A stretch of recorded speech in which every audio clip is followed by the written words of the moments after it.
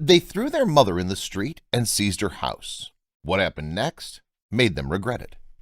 But before we start, please take a moment to give this video a like, subscribe, and hit the bell so you'll never miss these great stories. Life has its ups and downs, yet even the most appalling of hardships are appeased by the help and company of family and friends. But what if it's those whom we loved and have always made sacrifices for are the ones who put us in those dire situations? Not only betray our love and trust, but they also hit us when we're down. Today's story about a woman who received shock of her life in the most horrendous way, yet destiny was hiding a surprise that surprised everyone. The hero of our story is a woman named Berta.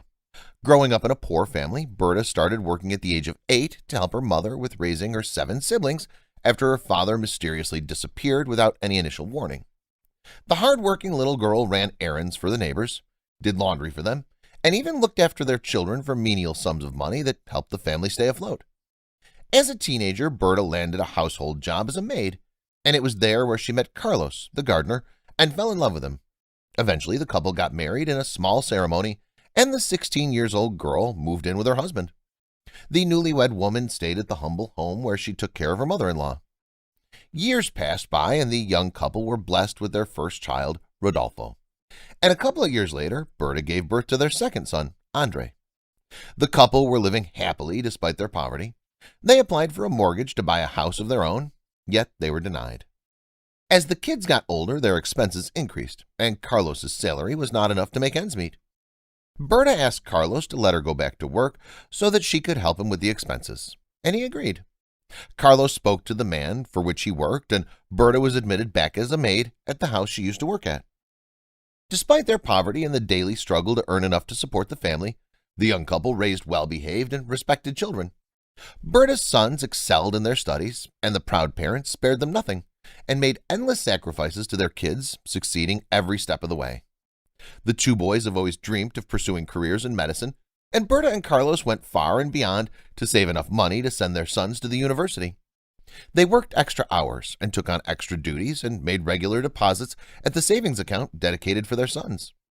Their children were aware of all their efforts their parents were doing and were very appreciative. As they sent both of their kids to the Faculty of Medicine, the couple were finally able to get a loan for a house. The old couple kept struggling to meet monthly payments while their children started getting absorbed into their new environment. Hanging out with people of much higher social class, the two boys started looking down at their humble parents and their modest lifestyle. Both of Berta's sons graduated as specialists in medical fields and chose to move to their own places away from their parents. Empowered by their high salaries, the two men indulged themselves in a life that suited their new status, completely forgetting about their two old parents.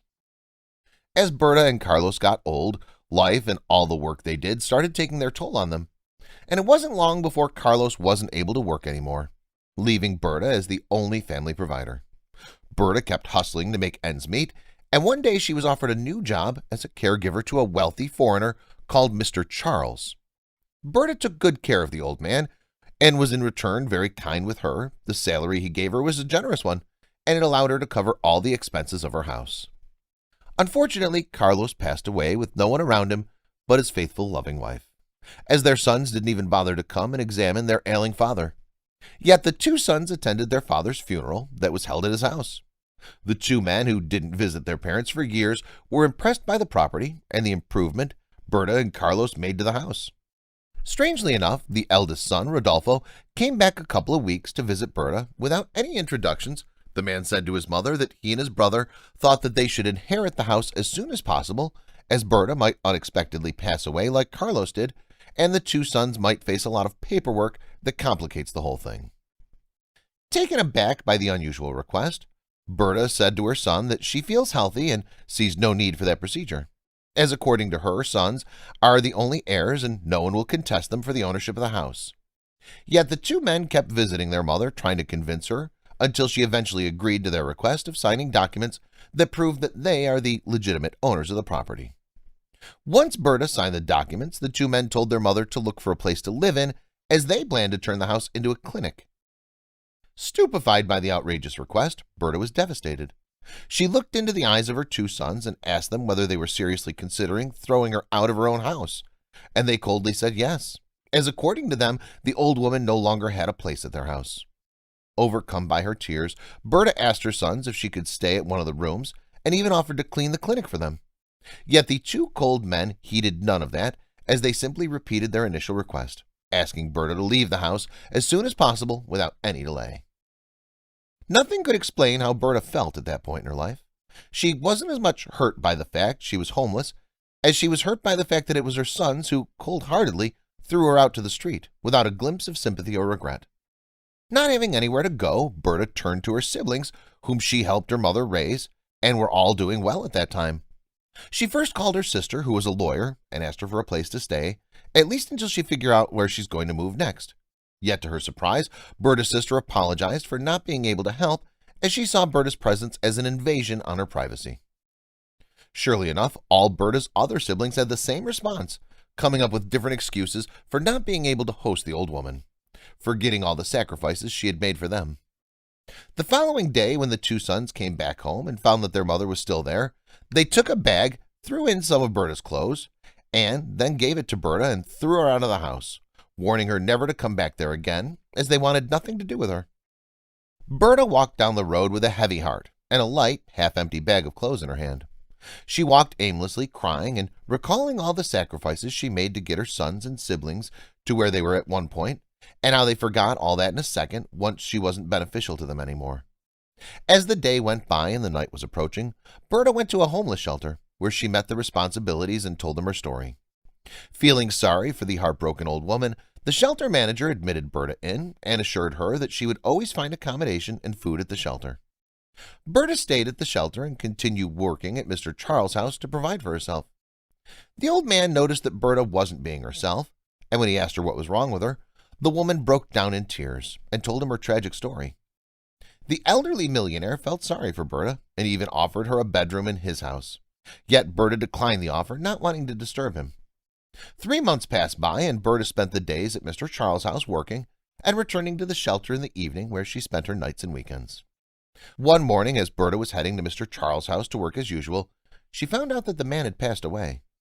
That was devastating for the woman, as not only she lost a kind person whom she respected and admired, but she also lost her job and only source of income. With her life shattering around her, Berta went back to the shelter and spent the night feeling sad and heartbroken. Yet the following morning, she received an unexpected call from Mr. Charles' lawyer, who summoned her to his office. Upon arriving at the office, the lawyer broke the news that stupefied Berta. It turned out that Mr. Charles named his maid as his only heir to his huge fortunes and real estates. Yet, with the caveat, Mr. Charles made one condition without which Berta wouldn't be able to inherit his wealth. Berta had to avoid sharing anything that she inherited from Mr. Charles with her sons, siblings, and all the people who turned their backs on her when she needed them. Berta could not believe what she was hearing, and happily accepted the condition and started the needed paperwork. The first thing she did after all Mr. Charles' properties were transferred to her, she went to the homeless shelter she stayed at and told the responsibilities she wanted to renovate the place, and that from then on the shelter would never lack food, medicine, or other supplies. The news of the woman who became a millionaire overnight didn't remain a secret for long after local media learned about it. As you might expect, the news reached Berta's sons, who immediately rushed seeking out their mother. When they finally reached her, they threw themselves at her feet, expressing their regret and remorse over what they did, and how they didn't mean any of that. Berta looked both of them in the eyes and told them that they ceased being her family the day they forgot all the sacrifices she made for them and threw her out of her house. She explained to them her only family were the people at the homeless shelter who welcomed her when she needed them most. After that, she asked the two men to immediately leave and never come to see her again, despite their tearful pleas.